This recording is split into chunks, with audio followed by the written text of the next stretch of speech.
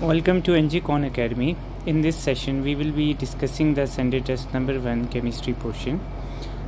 First MCQ says isoelectronic pair of species. So iso means same and electronic means number of electrons. तो हमने यहाँ पे वो species select करनी है जिसके नंबर ऑफ़ इलेक्ट्रॉन सेम हो. सो सबसे पहले गिनते हैं साइनाइड के इलेक्ट्रॉन्स. साइनाइड में कार्बन है जिसमें 6 इलेक्ट्रॉन्स हैं, नाइट्रोजन में 7 इलेक्ट्रॉन्स हैं और एक इलेक्ट्रॉन आप नेगेटिव चार्ज के लिए ऐड करें तो 6 + 7 + 1 इसमें 14 इलेक्ट्रॉन्स हैं. Now talking about carbon monoxide, तो कार्बन में 6 इलेक्ट्रॉन्स हैं जबकि ऑक्सीजन में 8 इलेक्ट्रॉन्स हैं, तो they make a total of 14. So इन दोनों के अंदर नंबर ऑफ इलेक्ट्रॉन सेम है, so they are isoelectronic species. An ion composed of which of these particles has atomic mass 16 AMU and charge -2. अब atomic mass 16 AMU और charge -2. तो जब charge -2 होगा इसका मतलब है कि इलेक्ट्रॉन्स का नंबर प्रोटॉन से ज़्यादा होगा. और कितना ज़्यादा होगा? 2 इलेक्ट्रॉन्स जो हैं वो प्रोटॉन से ज़्यादा होंगे. सो अगर हम यहाँ पे देखें तो 16 AMU के लिए 8 प्रोटॉन्स और 8 न्यूट्रॉन्स होने चाहिए, क्योंकि 8 + 8 हम करेंगे तो हमारे पास 16 एटॉमिक मास बनेगा. तो 8 प्रोटॉन्स होने चाहिए, 8 न्यूट्रॉन्स होने चाहिए और -2 की चार्ज की वजह से इलेक्ट्रॉन्स का नंबर प्रोटॉन से 2 ज़्यादा होना चाहिए, यानी 10 होने चाहिए. सो D is the correct option. An element has 2 isotopes having mass 40 and 42 and abundance 30 and 70. Average atomic mass of the element is. So 2 isotopes हैं, एक का mass है 40 और दूसरे का mass है 42. So average निकालने के लिए हम हर एक के mass को उसकी परसेंटेज के साथ मल्टीप्लाई करेंगे. तो 40 × 30 and 42 × 70. फिर हम इन आंसर्स को करेंगे ऐड और इसको डिवाइड कर देंगे 100 से. तो 40 × 30 हमारे पास आ जाता है 1200. देन 4 × 7 हमारे पास आ जाता है 28 और 7 × 2 आ जाता है 14. तो ये बन जाएगा 2940.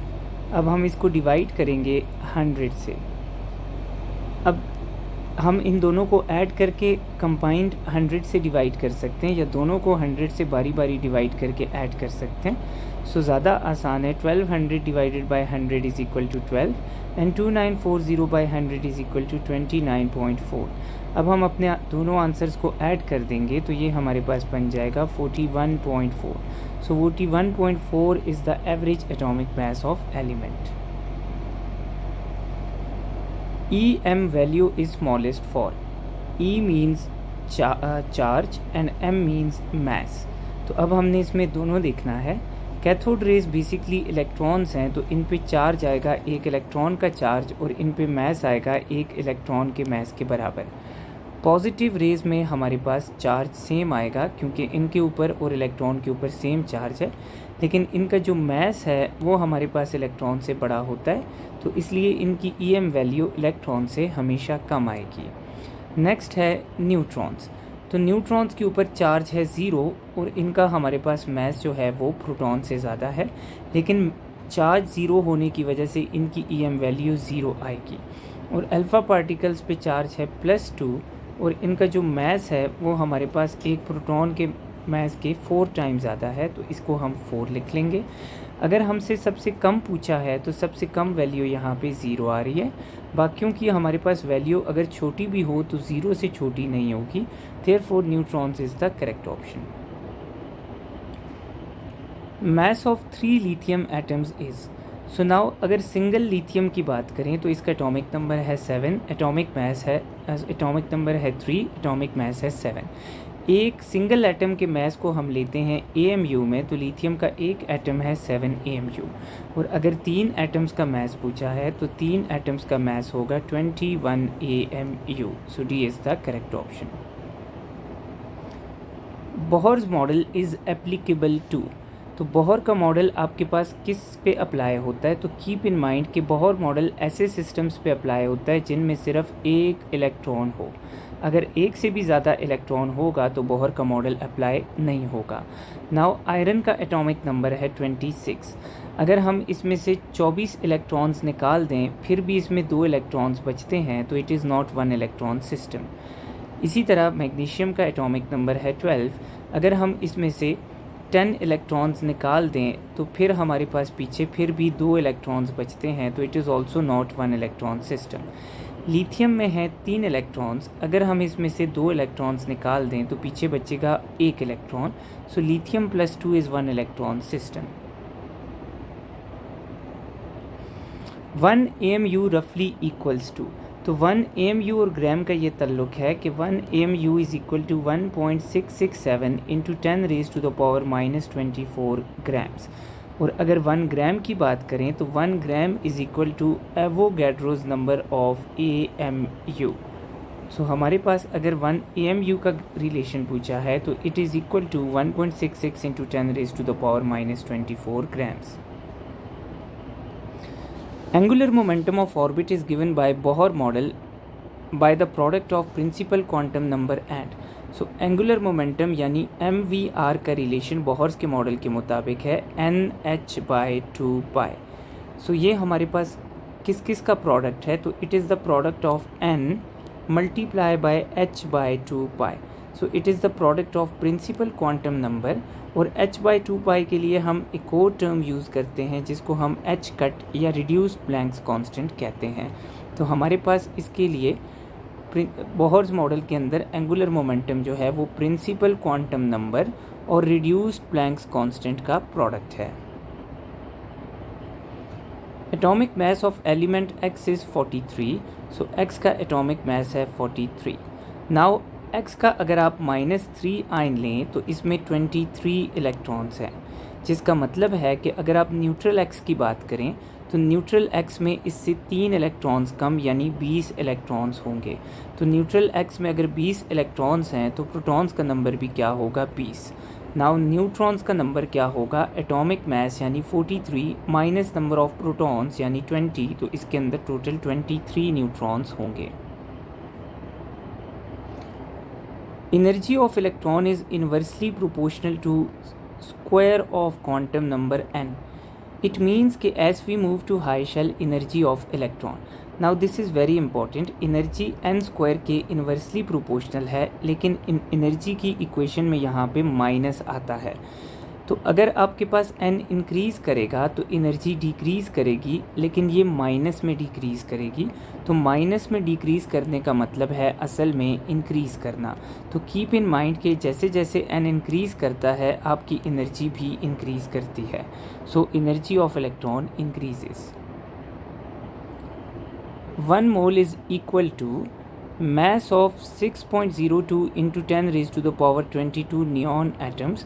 नो, हमारे पास ये नियॉन एटम्स के 6.02 इंटू 10 रेज़ टू पावर 23 के बराबर होगा। 0.2 kg ऑफ H2 गैस।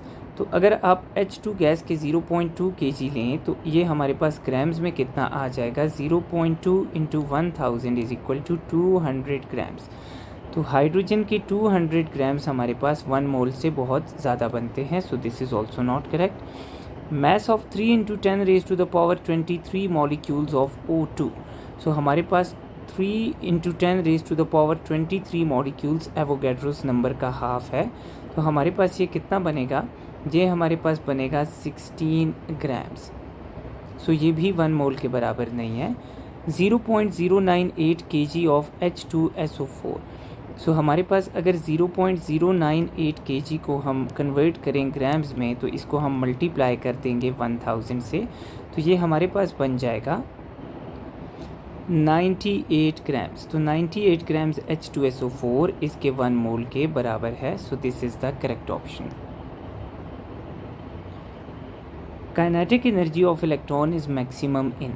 तो ये याद रखें कि हमारे पास काइनेटिक एनर्जी का n के साथ इन्वर्स रिलेशन है, यानी अगर आपके पास प्रिंसिपल क्वांटम नंबर जितना बड़ा होगा काइनेटिक एनर्जी उतनी कम होगी।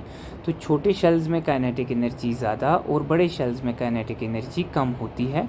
सो सबसे छोटा शेल इधर गिवन है 1s, तो इसकी काइनेटिक एनर्जी मैक्सिमम होगी। 0.5 moles of sulfur are contained in. So 32 grams of sulfur में 32 given mass divided by 32 molar mass 1 mole of sulfur present है. 49 grams of H2SO4 तो 49 given mass divided by 98 molar mass, इसमें हमारे पास sulphur के 0.5 moles मौजूद हैं. क्योंकि एक H2SO4 में एक सल्फ़र है तो 0.5 मोल्स H2SO4 में 0.5 मोल्स हमारे पास सल्फ़र के मौजूद होंगे. So this is the correct option. Splitting of spectral line under electric field is called.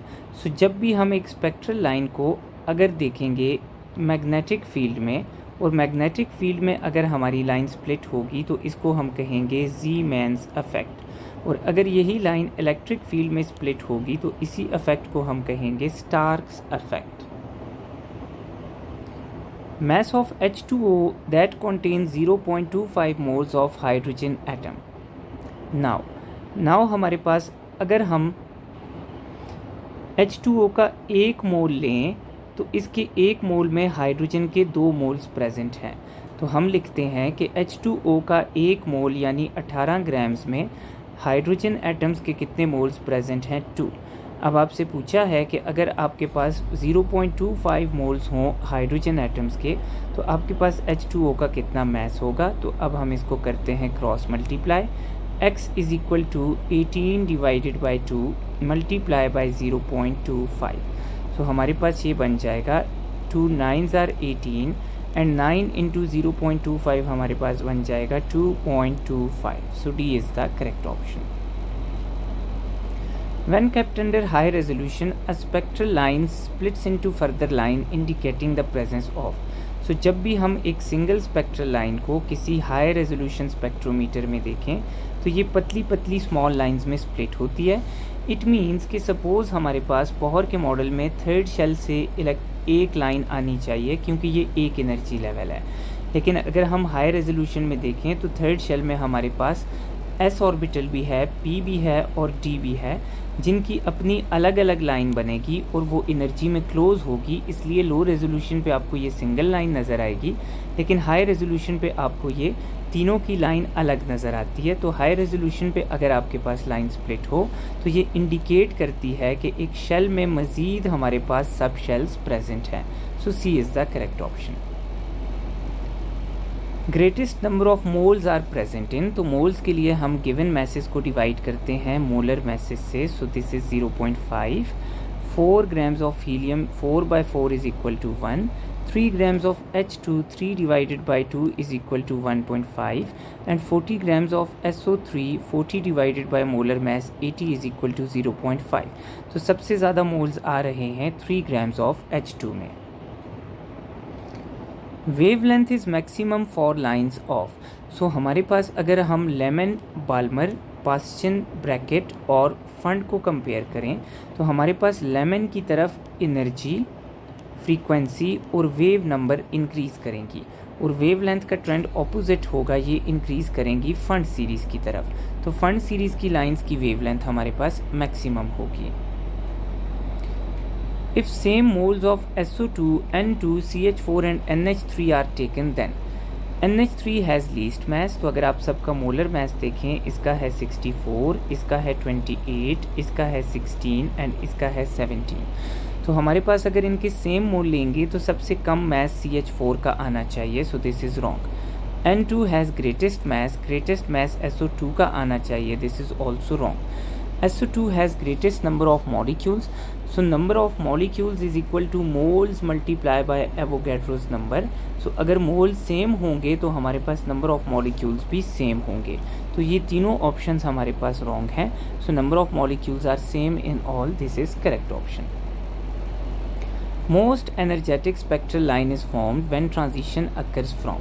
So keep in mind कि हमारे पास जितने छोटे शेल के अंदर ट्रांजिशन होती है उतनी हमारी लाइन ज़्यादा एनर्जेटिक होती है. तो अगर के शेल के अंदर कोई लाइन आके गिरेगी तो वो लाइन सबसे ज़्यादा एनर्जेटिक होगी, क्योंकि हमारे पास एनर्जी का ऑर्डर ये है कि दूसरे और पहले शेल का एनर्जी डिफरेंस बड़ा है, तीसरे और दूसरे का एनर्जी डिफरेंस और कम है, चौथे और तीसरे का और कम है एंड सो ऑन. सो इसलिए जितने छोटे शेल में लाइन आके गिरेगी उतनी ज़्यादा एनर्जेटिक होगी. 1 mole of sulfur sample contains as much atoms as, so 1 mole of sulphur में हमारे पास Avogadro's number of atoms present हैं। अब यहाँ पे हम देखते हैं कि किस में Avogadro's number of atoms present हैं। नाउ 48 ग्राम्स ऑफ O3 में ऑक्सीजन एटम्स कितने हैं? So given mass 48 divided by molar mass of O3 48, so इसमें 1 मोल आ गया। अब इसके 1 मोल में कितने हमारे पास मॉलिक्यूल्स हैं? 1 × 6 × 23, लेकिन हर मॉलिक्यूल में 3 ऑक्सीजन एटम्स हैं, तो टोटल ऑक्सीजन एटम्स का नंबर ये है जो कि एवोगैड्रोस के साथ मैच नहीं करता। Nitrogen atoms in 44 grams of N2O, given mass N2O 44, molar mass 44, तो मोल्स आ जाएंगे इसके 1। अब इसके 1 मोल में कितने मॉलिक्यूल्स हैं? 1 × 6 × 10⁻23, और हर मॉलिक्यूल में नाइट्रोजन एटम्स कितने हैं? 2, तो ये भी एवोगैड्रोस के साथ मैच नहीं करता। Hydrogen atoms in 28 grams of C2H4, so given mass है 28 ग्राम C2H4 का, मोलर मैस भी इसका क्या है? 28, सो इसका 1 मोल आ गया। इसके 1 मोल में मॉलिक्यूल्स हैं 1 × एवोगैड्रोस नंबर, और हर मॉलिक्यूल में हाइड्रोजन एटम्स हैं 4, तो ये भी आपके पास एवोगैड्रोस के साथ मैच नहीं करता। सो D is the correct option. Number of spectral lines formed in transition from 6 to 2nd Bohr's orbit, तो अगर हमें 6 से 2nd ऑर्बिट दिया है तो हम लिखेंगे larger shell minus smaller shell multiply by larger shell minus smaller shell plus 1 divided by 2। So larger shell है इधर 6, माइनस स्मॉलर शेल है 2। अब यहाँ पे हमने माइनस पहले करना है, 6 - 2, इसमें प्लस हम 1 ऐड करेंगे और 2 से डिवाइड करेंगे। सो 6 - 2 = 4, 6 - 2 4, प्लस 1 = 5, 4 × 5 20, एंड 20 डिवाइडेड बाई 2 = 10। सो हमारे पास 10 स्पेक्ट्रल लाइंस बनेगी।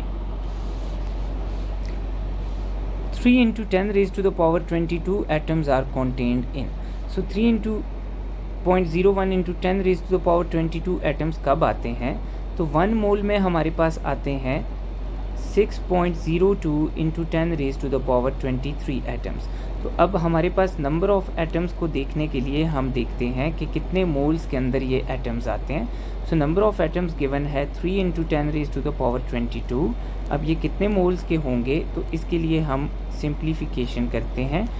n हमारे पास आ जाएगा 3 divided by 6 = 0.5, and 22 divided by 10⁻23 = 10⁻⁻1। तो अब हमने देखना है कि 0.05 मोल्स यहाँ पे किस में प्रेजेंट हैं। So 10 grams of calcium = given mass 10, molar mass 40, 0.25 moles, ये रॉन्ग है। 2.7 grams of aluminium given mass 2.7 divided by molar mass aluminium का क्या होगा? 27, ये 0.1 मोल्स हैं। 1.2 grams of magnesium given mass 1.2, molar mass 24, तो ये हमारे पास आ जाएंगे 0.05। सो इसके हमारे पास जो मोल्स हैं वो हमारे पास इसके सेम के बराबर हैं। So this is the correct option. Third line of Balmer is formed when electron transits from, so देखें बाल्मर स्टार्ट होती है सेकंड शेल से। सो बाल्मर की फर्स्ट लाइन हमारे पास बनती है थर्ड शेल से सेकंड शेल में इलेक्ट्रॉन जंप करने से। इसकी सेकंड लाइन बनती है फोर्थ शेल से सेकंड शेल में जंप करने से, और इसकी थर्ड लाइन बनती है फिफ्थ शेल से सेकंड शेल में इलेक्ट्रॉन के जंप करने से। So c is the correct option. Methane and helium are taken in ratio of 8:1 by mass. So methane का हमने मैस लिया है 8 टाइम्स ज़्यादा, और हाइड्रोजन का हमने मैस लिया है 1 times. The ratio of number of molecules is, so हमारे पास पहले हम इनके मोल्स की रेशो निकालेंगे, और हमारे पास फिर उससे हम क्या निकालेंगे? नंबर ऑफ मॉलिक्यूल्स की रेशो। सो सबसे पहले अगर हम ये एज्यूम करें कि हम इक्वल मैस लें हाइड्रोजन और CH4 का, तो हाइड्रोजन का मोलर मैस है 2, CH4 का मोलर मैस है 16। अब इसका मोलर मैस बड़ा है तो इसके मोल्स को हम ले लेंगे 1 टाइम्स, और हाइड्रोजन का जो मोलर मैस है वो CH4 से 8 टाइम्स छोटा है, तो इसके हम मोल्स को ले लेंगे 8। अब हमने CH4 को कितना टाइम ज़्यादा लिया है? सॉरी, यहाँ पे हीलियम गिवन है, तो हीलियम को हम 4 लेते हैं, तो इसकी रेशो यहाँ पे आ जाएगी 4। अब हमने CH4 को कितने टाइम ज़्यादा लिया है, 8 टाइम ज़्यादा लिया है, तो ये रेशो बनेगी 8:4। अब अगर हमारे पास मोल्स की रेशो बन रही है 8:4, सो हमारे पास नंबर ऑफ मॉलिक्यूल्स की रेशो भी 8:4 यानी सिंप्लीफाई करके 2:1 आएगी। Order of energies of 6p, 6x, 5d and 4f। सो हम सबका बारी बारी n+l वैल्यू निकालेंगे। 6 + 1 7, देन 6s के लिए 6 + 0 6, 5d के लिए 5 + 2 7 एंड 4f के लिए 4 + 3 7। सो सबसे पहले जिसकी n+l वैल्यू छोटी उसकी एनर्जी सबसे कम, फिर इन तीनों की n+l वैल्यू सेम है तो इसमें जिसका n छोटा उसकी एनर्जी फिर उसके बाद, देन उसके बाद 5d का n बड़ा है तो फिर 5d आएगा एंड देन 6p हमारे पास है तो 6p आएगा। So this is the correct order C। Number of covalent bond in 1.4 grams of N2 gas. So सबसे पहले हम मोल्स निकालेंगे। Given mass 1.4, molar mass 28 grams, तो ये बन जाएंगे 0.05 मोल्स। नाउ नेक्स्ट हम निकालेंगे नंबर ऑफ मॉलिक्यूल्स जो कि मोल्स यानी 0.05 मल्टीप्लाई बाय एवोगैड्रोस नंबर 6 × 10⁻23 के बराबर है।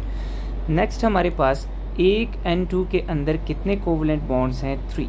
सो number of covalent bonds is equal to covalent bonds in each molecule जो कि हैं 3 multiply by number of molecules जो है 0.05 × 6 × 10⁻23। तो ये हमारे पास बन जाएगा 0.15 × 6 × 10⁻23। Principal quantum number can not explain, तो n हमारे पास इलेक्ट्रॉन की एनर्जी भी एक्सप्लेन करता है, the greater the n the greater is energy. Radius of shell भी एक्सप्लेन करता है, the greater the n the greater is the radius. Angular momentum भी एक्सप्लेन करता है क्योंकि angular momentum mvr is equal to nh/2π, so यहाँ पे n use होगा। स्पिन ऑफ इलेक्ट्रॉन ये एक्सप्लेन नहीं करता, it is explain by spin quantum number. Given the reaction, if 0.7 moles of H2 are reacted with excess of N2, so NH3 formed is। सो सबसे पहले हमने देखना है H2 को और NH3 को। सो इनको कंपेयर करने के लिए बेस डेटा हम उठाएंगे बैलेंस्ड केमिकल इक्वेशन से। सो बैलेंस्ड इक्वेशन में 3 मोल्स H2 के NH3 के 2 मोल्स बनाते हैं। अब 0.7 मोल्स हमने लिए हैं H2 के, तो ये NH3 के x मोल्स बनाएंगे। So x is equal to 0.7 × 2 divided by 3। So 0.7 × 2 आ जाएगा 1.4, इसको 3 से डिवाइड करें तो ये रफली हमारे पास 0.5 से थोड़ा सा कम बनता है। सो 0.47 is the correct option. Number of orbitals present in a shell having only s, p and d orbitals is। So s, p और d टोटल कितने सब शेल्स हैं, 3। तो 3 सब शेल्स प्रेजेंट होंगे थर्ड शेल में क्योंकि number of sub shells is equal to number of shell. So अब हमसे पूछा है कि थर्ड शेल में टोटल ऑर्बिटल्स कितने होंगे। So number of orbitals in R shell is equal to n²। So third shell में 3² यानी 9 ऑर्बिटल्स प्रेजेंट होंगे।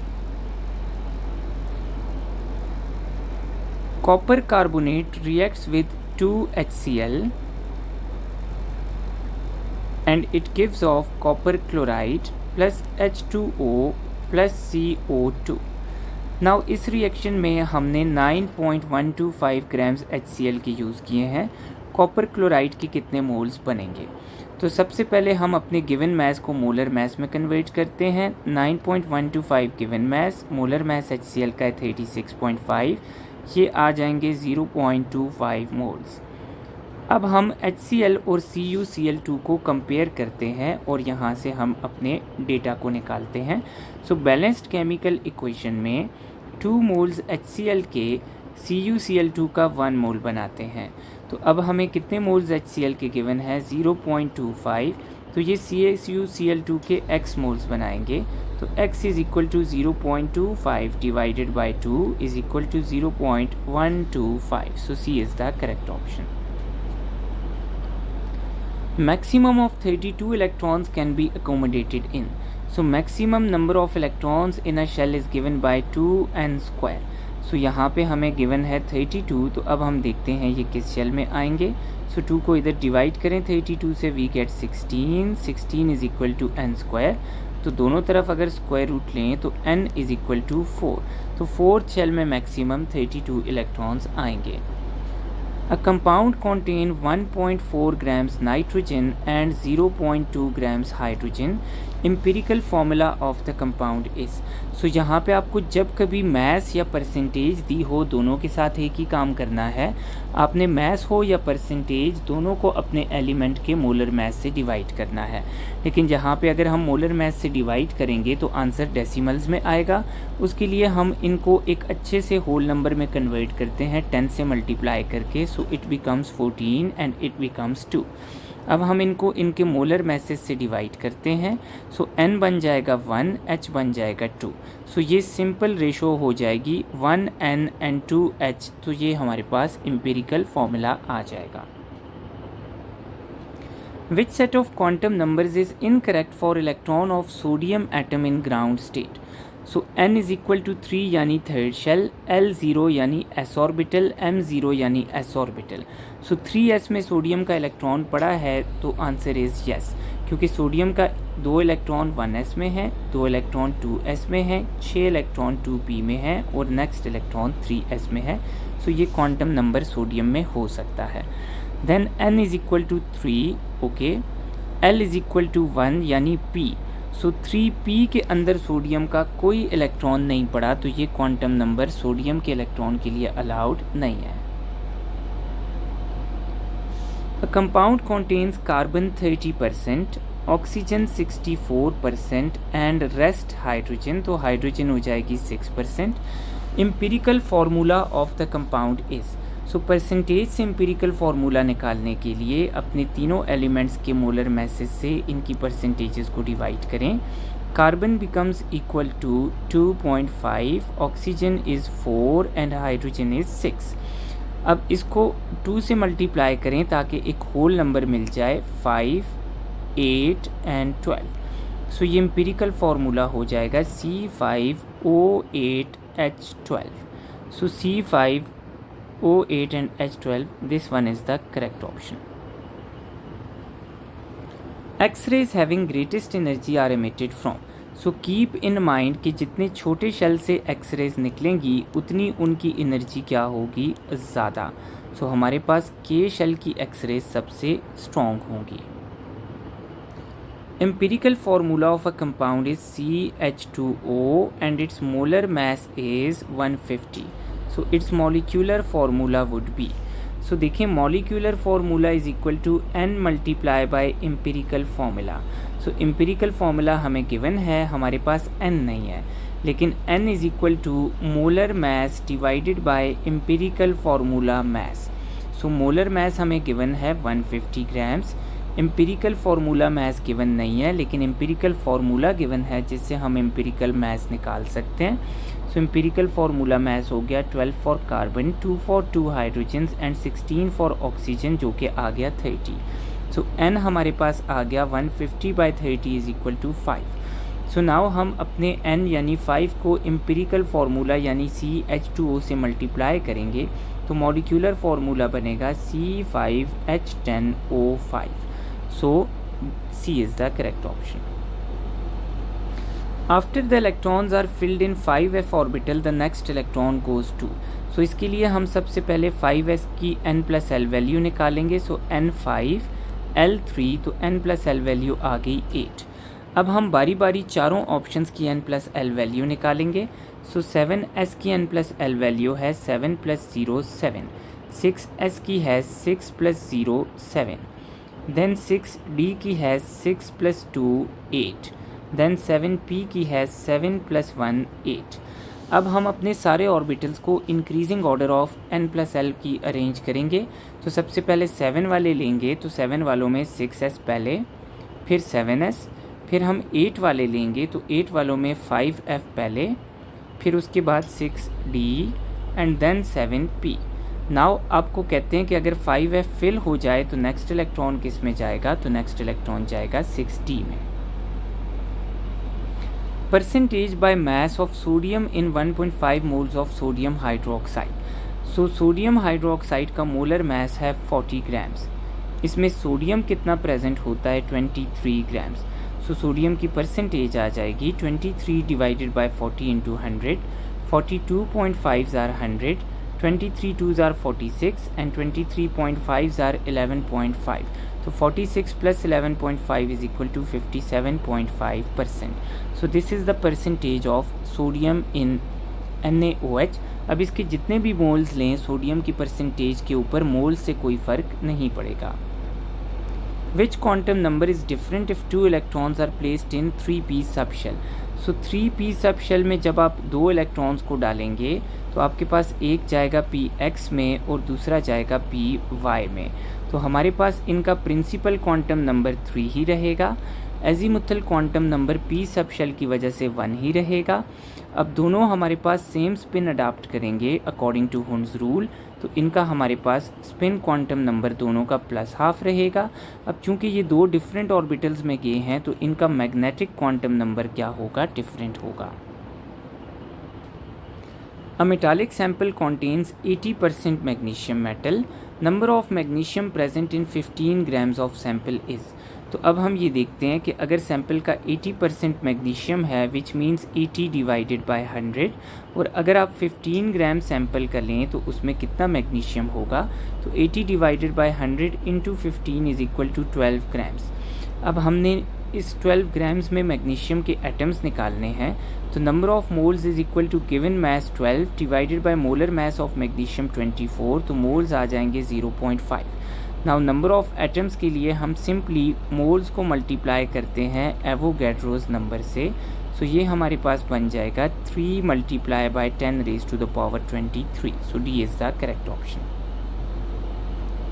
When valence electron of oxygen atom, जो कि हमारे पास पड़ा होगा 2p के अंदर. सो ऑक्सीजन के वैलेंस इलेक्ट्रॉन्स मौजूद होते हैं 2p में और 2s में. सो जब आप इसको एक्साइट करेंगे 3p ऑर्बिटल में, सो इनमें से कोई इलेक्ट्रॉन आप एक्साइट करें 3p ऑर्बिटल में, सो कौन सा रूल वॉयलेट होगा. सो हमारे पास देखें ऑफ पॉज प्रिंसिपल वॉयलेट होगा क्योंकि एक शेल हमारे पास खाली हो जाएगा. तो जब तक नीचे वाला शेल फिल ना हो ऊपर वाला शेल फिल नहीं होता. सो ये रूल वॉयलेट होगा. हुन्स रूल की यहाँ पे कोई वॉयलेशन नहीं होगी क्योंकि एक इलेक्ट्रॉन जब ऊपर जाएगा तो ये 3 इलेक्ट्रॉन वापस से क्या हो जाएंगे, अनपेयर हो जाएंगे. पॉलीज एक्सक्लूजन प्रिंसिपल कभी भी एक्साइटेशन में वॉयलेट नहीं होता. सो सिर्फ ऑफ पॉ is the correct option. When 10 gram of hydrogen, so हमारे पास हाइड्रोजन हमने ली है 10 ग्राम, इसको हमने रिएक्ट किया है नाइट्रोजन के 56 ग्राम्स के साथ और हमने बनाई है ammonia. So what is the limiting reagent. So पहले दोनों के मोल्स निकालते हैं. हाइड्रोजन के 5 मोल्स और नाइट्रोजन के हमारे पास आगे 2 मोल्स. नाउ लिमिटिंग रिएजेंट निकालने के लिए हम हाइड्रोजन को कंपेयर करते हैं नाइट्रोजन के साथ और डेटा उठाते हैं बैलेंस्ड इक्वेशन से. सो बैलेंस्ड इक्वेशन में 3 moles of hydrogen react with 1 mole of nitrogen. अब हाइड्रोजन हमें गिवन है 5 मोल्स, इसको नाइट्रोजन चाहिए x मोल्स. तो अब हमारे पास x is equal to 5 divided by 3 जो कि आ जाएगा 1.66. तो हमें नाइट्रोजन की ज़रूरत है 1.66 मोल्स जबकि हमारे पास नाइट्रोजन गिवन है 2 मोल्स. तो नाइट्रोजन ज़रूरत से ज़्यादा है, ये एक्सेस है और हाइड्रोजन फिर क्या हो जाएगा, limiting reagent. In a reaction Fe plus 2HCl it gives off H2 plus FeCl2.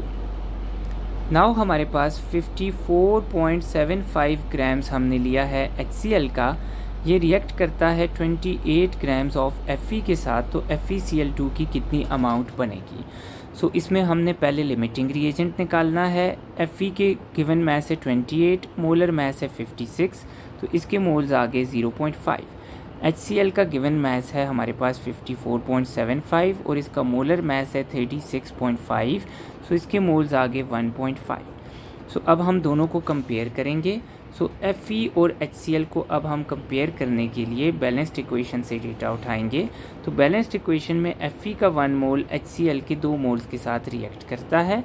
अभी हमें Fe के 0.5 मोल्स गिवन है, तो इसको HCl के x मोल्स चाहिए। तो x को जब हम कैलकुलेट करें तो x is equal to 0.5 into 2 1, तो हमें HCl के कितने मोल्स चाहिए 1, लेकिन हमारे पास HCl के 1.5 मोल्स हैं, जिसका मतलब है ये एक्सेस रिएजेंट है और ये लिमिटिंग। अब हम प्रोडक्ट की कैलकुलेशन करेंगे लिमिटिंग रिएजेंट से।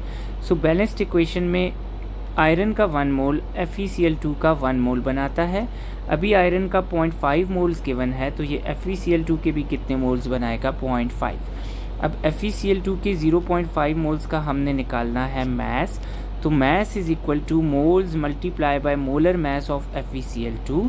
तो इसमें 2 Cl का मैस होगा 71 और आयरन का मैस होगा 56। तो 71 प्लस 56 इज़ इक्वल टू 127। तो हमारे पास 0.5 इंटू 127 क्या हो जाएगा 63.5 ग्राम्स। 24 ग्राम्स CH4 को आपने बर्न किया है एक्सेस ऑफ ऑक्सीजन में और क्या बनाई है कार्बन डाइऑक्साइड। सो अब आपको कहते हैं कि आपके पास 24 ग्राम्स कार्बन को आपने CH4 को बर्न किया है और कार्बन डाइऑक्साइड मिली है आपको 55 ग्राम्स, तो परसेंटेज यील्ड क्या है। सो ये जो हमें कार्बन डाइऑक्साइड दी है ये है एक्चुअल यील्ड। अब हमने थ्योरेटिकल यील्ड निकालनी है। सो थ्योरेटिकल यील्ड निकालने के लिए हम क्या करेंगे CH4 के मोल्स निकालेंगे। गिवन मैस 24, मोलर मैस 16, तो मोल्स आ जाएंगे 1.5। नाउ बैलेंस्ड इक्वेशन में CH4 का 1 मोल कार्बन डाइऑक्साइड का 1 मोल बनाता है। अभी CH4 के 1.5 मोल्स हैं, तो कार्बन डाइऑक्साइड के भी 1.5 मोल्स बनेंगे। अब कार्बन का मैस कितना बनेगा, तो mass is equal to 1.5 multiply by molar mass 44 grams, तो ये आ जाएगा 66 ग्राम्स। सो थ्योरेटिकल यील्ड हमारे पास है 66 और एक्चुअल यील्ड है 55। So percentage yield is equal to actual यानी 55 डिवाइडेड बाय थ्योरेटिकल यानी 66 मल्टीप्लाई बाय 100%। सो ये हमारे पास आ जाएगी 11 से कट करके 5 डिवाइडेड बाय 6, तो 5 को 100 से मल्टीप्लाई करें 500 डिवाइडेड बाय 6।